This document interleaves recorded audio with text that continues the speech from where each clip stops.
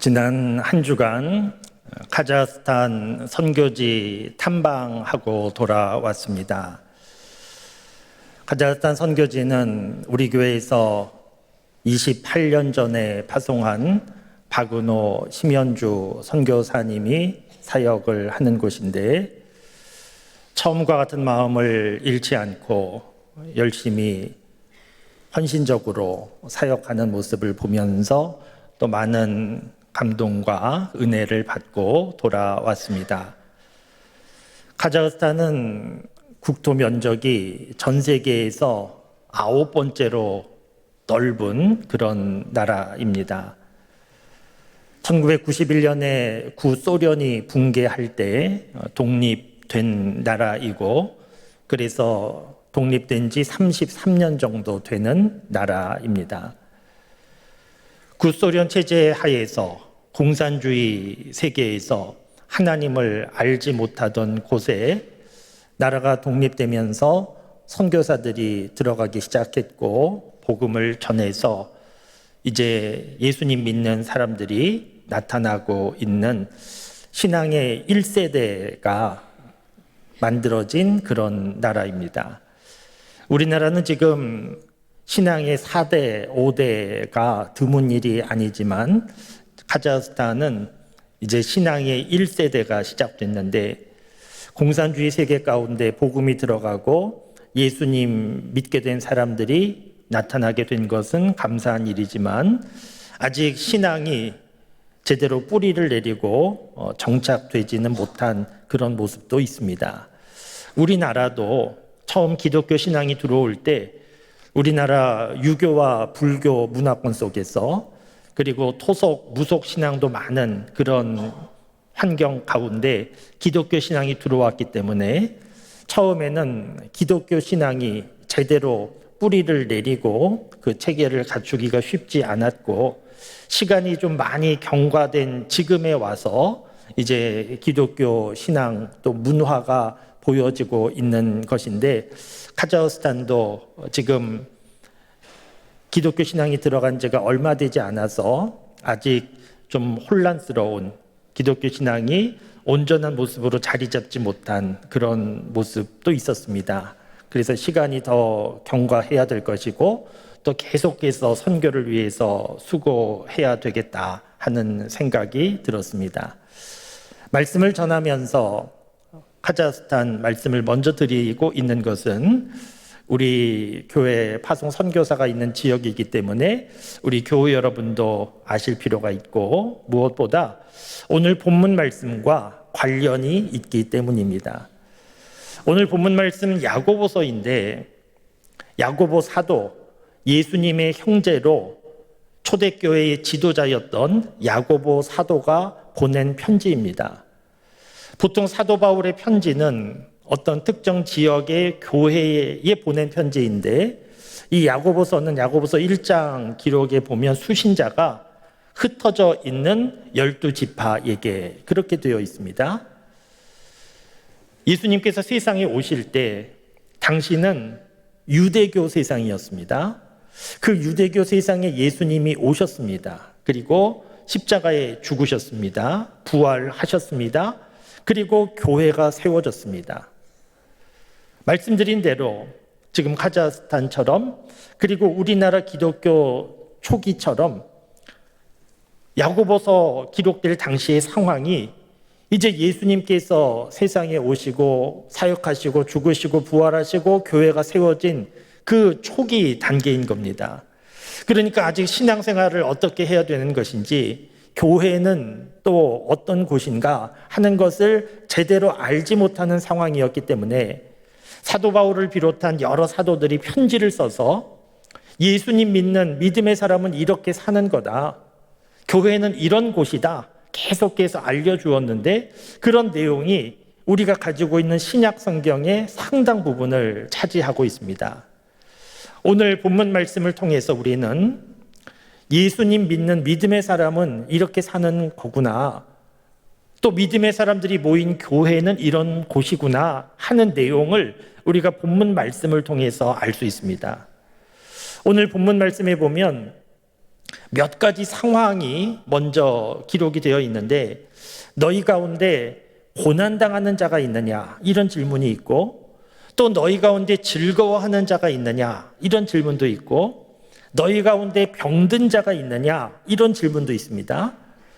고난은 힘든 일이지 않습니까? 내 생각대로 뜻대로 되지 않은 그런 힘든 상황이 고난이고, 그런데 고난만 있는 것이 아니고 우리 인생을 생각해 보면 오늘 말씀에 즐거운 자가 있느냐 이런 표현처럼 즐거운 때도 있습니다. 내 생각대로 되고 문제 없이 잘 될 때, 기쁠 때, 이럴 때도 우리 인생 중에 있습니다. 그런가 하면 몸과 마음이 병들어 아픈 그런 상황도 우리 인생 중에 있습니다. 그러니까 우리 인생 중에 우리가 경험하게 되는 여러 가지 상황들이 있는데, 그 상황들 세세하게 살펴보면 수십 가지, 어쩌면 수백 가지가 된다 할지라도 그 모든 것을 종합해 보면 오늘 말씀에 기록되어 있는 대로 고난, 즐거움, 병듦 이렇게 종합될 수 있습니다. 그러니까 우리가 인생을 살아가면서 경험하는 일들은 좋지 않은 힘든 고난의 일이든지 기쁘고 즐거운 일이든지 아니면 몸과 마음이 병들어 아프든지 이런 일로 정리가 될 수 있는데, 이런 상황 만나면 믿음의 사람은 어떻게 해야 되는가 하는 내용이 오늘 말씀에 기록되어 있습니다. 우리 교우들 가운데에도, 오늘 예배드리는 교우들 가운데에도 남다른 고난 가운데 있는 분들도 있을 수 있고, 그런가 하면 남다른 즐거움 속에 있는 분들도 있을 수 있고, 혹은 몸과 마음이 아픈 상황 가운데 있는 분들도 있는데, 오늘 말씀 잘 보시기 바랍니다. 먼저 오늘 본문 말씀 13절 말씀을 보시면, 너희 중에 고난당하는 자가 있느냐? 고난당하는 사람은 이렇게 하라는 겁니다. 너희 중에 고난당하는 자가 있느냐? 그는 기도할 것이요. 즐거워하는 자가 있느냐? 이렇게 하라는 겁니다. 즐거워하는 자가 있느냐? 그는 찬송할지니라. 이렇게 되어 있습니다. 고난은 힘든 일입니다. 아픈 일입니다. 속상한 일입니다. 그래서 낙심되고 좌절하기 쉽습니다. 자포자기하기 쉽습니다. 그런데 고난당할 때 어떻게 해야 되는가 하면, 고난당할 때에는 기도해야 된다는 겁니다. 우리도 인생을 살아가면서 고난당할 때 있는데, 그럴 때 고난을 통하여 깨닫게 되는 것들이 무척 많이 있습니다. 고난은 일방적으로 나쁘기만 한 것이 아니고, 고난 가운데 있게 되면 내가 별로 그렇게 대단한 사람이 아니구나, 내 능력이 별로 그렇게 대단한 것 아니구나, 나 참 약한 사람이구나 하는 것 깨닫게 됩니다. 그 고난 가운데 우리는 평소에 생각하지 못했던 하나님을 또한 생각하게 됩니다. 그래서 고난은 힘든 일이지만 하나님께서 우리를 부르시는 초청장이라는 표현이 있습니다. 고난 가운데 하나님을 생각하고 하나님을 만나게 되는 일이 많이 있는데, 그래서 고난 가운데 어떤 일을 해야 되는가 하면 한숨 쉬고 낙심하지 말고 하나님 앞에 기도하라는 겁니다. 하나님께 기도하면 하나님께서 도와주신다는 겁니다. 그렇기 때문에 우리 교우 가운데, 고난 가운데 있는 교우들, 너무 낙심하고 세상 끝났다 그렇게만 단정하지 말고, 그 고난의 자리에서 나의 약함을 보고 하나님을 생각하고 그 고난의 모든 상황을 기도의 제목으로 삼아서 하나님 앞에 기도해 보실 수 있기를 바랍니다. 믿음의 사람은 그렇게 살아가는 사람이라는 겁니다. 그리고 즐거울 때는 어떤 모습으로 살아야 되는가? 즐거울 때는 뭔가 남다른 좋은 일이 있는 상황이지 않습니까? 즐거울 때 기쁜, 행복한 그런 상황인데, 이렇게 될 때는 어떻게 해야 되는가 하면 찬송해야 된다는 겁니다. 찬송은 하나님께 감사를 표현하는 것이 찬송입니다. 보통 노래는 사람을 대상으로 불러주고 내 기분 좋게 부르는 것이 노래이지만, 찬송은 하나님을 향하여서 감사의 마음을 표현하는 것이 찬송인데, 즐거운 사람은 찬송하라는 겁니다. 왜냐하면 즐거운 상황, 무엇인가 좋은 일이 일어났는데 그 좋은 일이 일어난 것은 저절로 일어난 것이 아니고 내가 수고한 결과만이 아니고 그 남다른 좋은 일이 일어난 그 모든 일 속에 하나님의 도우심이, 하나님의 은혜가 있기 때문에 하나님 앞에 감사하는 것이 마땅하다는 겁니다. 그렇기 때문에 오늘 남다른 뭔가 좋은 일이 있는 분들은 그냥 혼자서 좋다고 기뻐하지 말고, 다른 사람에게 자랑만 하지 말고, 혼자 교만하지 말고, 그 모든 일이 이루어진 상황 가운데 하나님의 은혜가 있음을 알고 하나님 앞에 감사하고 찬송할 수 있기를 바랍니다. 믿음의 사람은 그렇게 사는 사람이라는 겁니다. 그리고 또 한 가지, 오늘 말씀 15절 말씀해 보시면 14절 먼저 보겠습니다. 너희 중에 병든 자가 있느냐? 그는 교회의 장로들을 청할 것이요, 그들은 주의 이름으로 기름을 바르며 그를 위하여 기도할지니라. 이 말씀은 좀 해석이 필요합니다. 너희 중에 병든 자가 있느냐? 누군가 병들었으면 이렇게 하라는 것인데 어떻게 하라는 것인가 하면 교회의 장로들을 청하라는 겁니다. 교회의 장로는 지금 장로의 직분 가진 분들을 청하라 이런 말씀은 아니고 교회에 얘기하라는 겁니다. 지금과 같은 교인들 숫자가 많은 건물이 잘 세워진 그런 교회가 아니고 사람들의 공동체가 교회였는데 교회에 얘기해라. 그러면 그들은 어떻게 하는가 하면 주의 이름을 부르며 기름을 바르며 기도할지니라 이렇게 되어 있습니다. 기름을 바른다, 여기에 두 가지 해석이 있는데, 한 가지는 지금처럼 의약품이 발달한 그런 시대가 아니기 때문에 성경 말씀이 기록될 당시 기름은 약을 의미한다.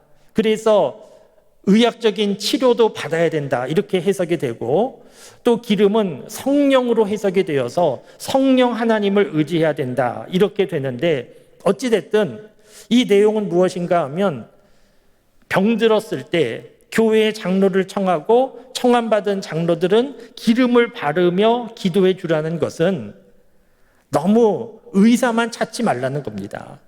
오늘 말씀은 의사 찾으면 안 된다는 말씀이 아니고 너무 의사만 찾지 말아라. 왜냐하면 병들어서 치유되는 모든 과정 속에 의학적인 방법이 있지만, 그러나 모든 치유는 하나님께 달린 것이기 때문에 너무 의사만 찾지 말고 병들어 아플 때 하나님을 찾아라. 하나님께 기도해라. 믿음의 사람은 그렇게 살아가는 사람이라는 겁니다. 그러니까 우리도 일상적인 삶을 살아가는 과정 중에 몸과 마음이 아프고 병들 때가 있는데, 그럴 때 어느 병원 가야지, 어느 의사를 찾아야 낫게 될까, 그것만 너무 집중하지 말고 모든 치유는 하나님께서 해주시는 것임을 분명히 믿고 먼저 하나님 앞에 기도하는 그런 사람들이 될 수 있기를 바랍니다. 믿음의 사람은 그렇게 살아가는 사람이라는 겁니다. 이렇게 믿음의 사람들이 모여서 교회를 이루게 되는데, 교회에서 믿음의 사람들은 어떻게 살아야 되는가? 오늘 말씀 16절 말씀을 보시겠습니다. 16절 말씀을 보시면, 그러므로 너희 죄를 서로 고백하며 병이 낫기를 위하여 서로 기도하라. 의인의 간구는 역사하는 힘이 큼이니라. 이 말씀 중에서 중요한 단어는 서로라고 하는 단어입니다. 서로 고백하며 서로 기도하라. 앞서 보신 13절, 14절 말씀은 개인적으로 기도하는 겁니다.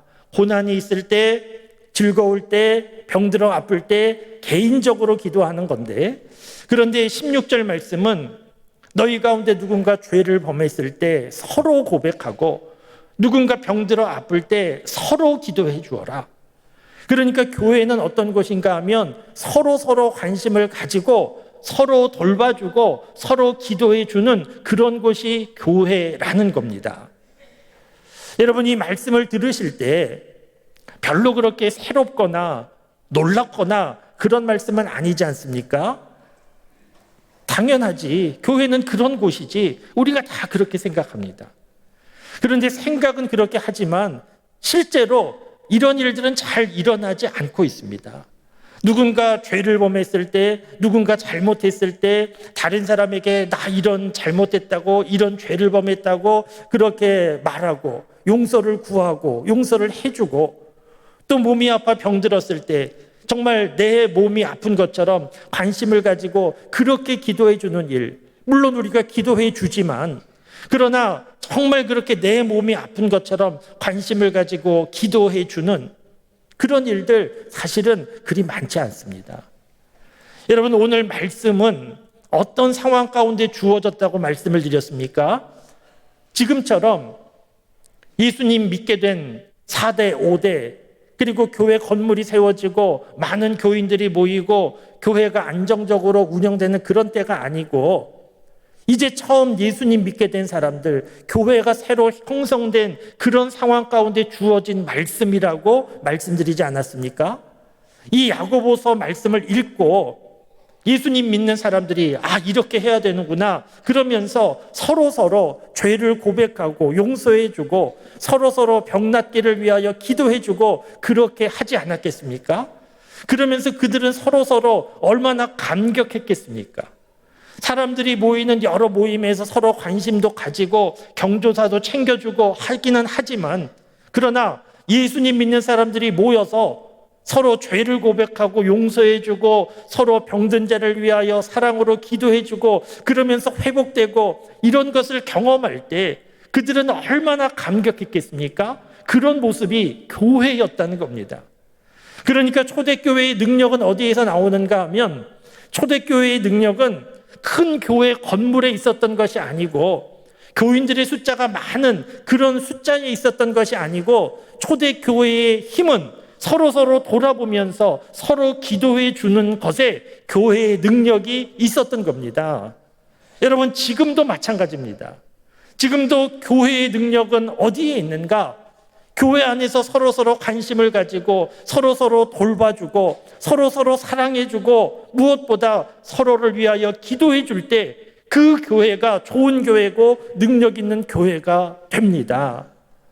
여러분, 신앙생활은 결코 혼자 할 수 있는 게 아닙니다. 간혹 요즘에 듣게 되는 표현 가운데 가나안 교인이라고 들어보셨는지 모르겠습니다. 이제는 많이 사용하는 말이 됐는데, 누군가 처음에는 말장난처럼 그냥 만들어낸 말인데 어떤 의미가 있는가 하면, 가나안 교인은 성경에 나오는 가나안 지역과 관계 있는 게 아니고, 가나안을 거꾸로 해보시면 어떻게 됩니까? 가나안을 거꾸로 한다. 그러면 안 나갑니다. 안 나가. 그래서 가나안 교인은 무엇을 의미하는가 하면, 교인이 아닌 것은 아닌데, 교인은 교인인데 교회를 안 나가는 교인. 가나안 교인이 요새 무척 많이 있습니다. 왜 그렇습니까? 교회에 가려고 하면 오가는데 시간도 들고, 교회에 가서 함께 신앙생활 하는 과정 중에 알게 모르게 상처도 받고 피곤한 일도 생기고, 교회 갔더니 일도 시키고 그래서 부담도 되고, 그래서 교회 안 나가고 그냥 혼자서 신앙생활 하겠다 그러면서 교회 안 나가는 교인들이 있는 겁니다. 기독교 역사 가운데 특별히 우리 일본과 우리 한국 지역에서 무교회주의라고 해서 교회 건물이나 제도나 예식이나 이런 거 다 쓸데없다, 성경 중심으로 그냥 나 혼자 잘 믿으면 된다, 그래서 무교회주의자가 있었습니다. 지금도 간혹 있기도 합니다. 이분들의 생각은 그냥 나 혼자 신앙생활 잘하면 된다, 나 혼자 순수하게 열심히 신앙생활 잘하면 된다, 그런 생각을 가지고 있는 것인데, 생각은 그렇게 할 수 있지만 실제로는 가능한 일이 아닙니다. 신앙생활을 잘 하려고 하면 혼자서 할 수 있는 것이 아니고, 교회를 중심으로 함께 모이면서 예배를 함께 드리면서 함께 기쁨도 나누고 슬픔도 나누고, 때로는 시험도 들고 상처도 받지만 그거 다 극복해 가면서, 그러면서 신앙의 뿌리가 깊어지는 것이고 신앙생활 하게 되는 겁니다. 혼자서 신앙생활 잘할 수 있을 것 같지만, 아무 시험도 받지 않고 상처도 없이 그냥 나 혼자 신앙생활 잘할 수 있을 것 같지만, 그렇게 해서는 뿌리가 깊어질 수가 없고, 조그만 문제만 생겨도 믿음에서 멀어질 수밖에 없습니다. 악기를 만드는 분들이 여러 나무를 가지고 악기를 만드는데, 악기를 만드는 분들이 악기의 심장이라고 부르는 나무가 있다는 겁니다. 그 나무는 가문비 나무인데, 이 가문비 나무를 악기의 심장이라고 부르는 것은, 이 나무는 가볍기도 하고 공명도 좋고 울림도 널리 잘 퍼져나가서, 그래서 피아노나 첼로나 바이올린 이런 악기 나무로 사용을 하는데, 이 가문비 나무는 북유럽이나 스위스 높은 산악지대에, 고산지대에서 자라나는 나무라는 겁니다. 그래서 비바람을 맞고 그 추운 날씨 가운데 견디고, 그래서 나이테가 아주 촘촘하고 밀도가 높고, 그래서 악기를 만들면 사람들에게 감동을 주는 그런 악기가 된다는 겁니다. 열대 지역에서 쑥쑥 자라나는 나무들도 있지만 이런 나무는 그렇게 사용할 수는 없는 겁니다. 그러니까 고산 지역에서 추위, 비바람 다 견디며 그렇게 자라난 나무가 좋은 나무가 될 수 있는 것처럼, 우리 신앙생활은 그냥 혼자서 나 잘 해보겠다고 해서 잘할 수 있는 게 아니고, 함께 모여서 함께 울고 함께 웃고 서로 기도해주고 사랑하고 그러면서 신앙생활을 잘 하게 되는 겁니다. 오늘 말씀과 같은 내용의 말씀이 성경에 많이 있는데, 요한복음 13장 34절 35절 말씀을 보면, 새 계명을 너희에게 주노니 서로 사랑하라. 내가 너희를 사랑한 것 같이 너희도 서로 사랑하라. 혼자 사랑하는 게 아니고 서로 사랑하는 겁니다. 너희가 서로 사랑하면 사람들이 너희가 내 제자인 줄 알게 되리라. 이런 말씀이 계속 이어집니다. 히브리서 10장 24절 25절 말씀도 보면, 자기만 돌아보지 말고 서로 돌아보아서 서로 돌아보아 사랑과 선행을 격려하며, 모이기를 패하는 어떤 사람들의 습관과 같이 하지 말고 오직 권하여 그날이 가까움을 볼수록 더욱 그리하자. 이렇게 되어 있습니다. 그러니까 사랑할 때에도 서로 사랑하고, 돌아보는 것도 서로 돌아보는 거고, 기도도 서로 돌아보면서 기도하는 겁니다. 이런 곳이 교회라는 겁니다. 사랑하는 성도 여러분, 우리 교회 하나님의 은혜 가운데 이렇게 좋은 교회, 교인 숫자도 많은 교회가 됐는데, 한편으로는 신앙생활하기 위험한 교회가 된 겁니다. 왜냐하면 그냥 혼자서 조용히 신앙생활하기 좋은 교회가 됐기 때문입니다. 혼자서 왔다 갔다 하면 누가 찾는 사람도 없고 아는 사람도 없고 시험 들 일도 없고 그냥 혼자서 왔다 갔다 하기 좋은 교회가 됐는데, 그것은 사실은 별로 그렇게 좋은 게 아닙니다. 좋은 교회는 전 교우들이 다 알 수는 없다 할지라도 나와 관련 있는 주변의 사람들 서로 돌아보면서 서로 관심을 가지고 사랑하고 기도 제목도 나누고 서로 기도해 주면서 그런 관계로 서로 연결되어야 좋은 교회가 됩니다. 제가 담임 목사이기 때문에 저를 위해서 기도해 주시는 교우들이 많이 계시고, 지금도 예배를 위하여 설교를 위하여 중보 기도해 주신 분들이 계시는데 참 감사한 일인데, 저만을 위해서 기도해 주시지 말고 우리 교우 여러분들이 서로 기도해 주셔야 됩니다. 재직회 부서에서 함께 만나 일할 때 일만 하지 말고 서로 관심을 가지고 계속해서 기도해 주셔야 됩니다. 서로 마음에 들지 않는 사람이 있다 할지라도 미워만 하지 말고 그 사람을 위하여서도 서로 기도해 주셔야 됩니다. 교회 여러 사역을 위하여서도 서로 기도해 주셔야 됩니다.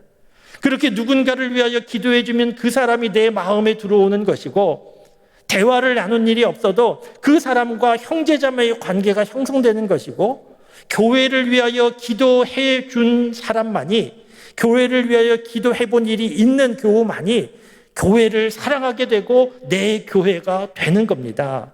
사랑하는 성도 여러분, 교회는 어떤 곳인가? 서로 돌아보며 사랑과 선행을 격려하며 기도해 주는 것이 교회라는 것입니다. 우리 장석교회에 이런 일이 더 많아질 수 있기를 바랍니다. 서로 돌아보면서 사랑과 선행을 격려하고 서로 돌아보면서 기도해 주고, 그래서 서로 힘을 모아서 하나님께서 우리에게 맡겨주신 사명을 잘 감당하는 그런 교회가 될 수 있기 바랍니다. 여러분, 우리 교회가 지금까지 이렇게 성장하고 부흥된 좋은 교회된 과정 중에 말씀드린 대로 가난한 교인 같은 교인들이 있었다고 하면, 무교회주의자와 같은 나 혼자 신앙생활 잘해야지 이런 교인만 있었다고 하면 교회가 어떻게 됐겠습니까? 그런데 지난 71년 역사 가운데 이러저러한 시험도 당하고 아픔도 있고 힘듦도 있었지만 그것을 믿음 안에 또 견디고 기도 제목으로 삼아서 이기고 서로 돌아보고 사랑하는 그런 일들이 많았기 때문에 우리 교회가 지금까지 이렇게 온 것이지 않겠습니까? 앞으로도 계속해서 서로 돌아보면서 약하고 힘든 사람 도와주고 서로 사랑해주고 병든 자를 위해서 기도해주고 서로 기도하는 우리 장석교회가 되어서 더 좋은 교회, 하나님의 기쁨이 되는 교회, 교회다운 교회, 하나님 주신 사명을 잘 감당하는 우리 교회가 될 수 있기를 주님의 이름으로 축원합니다.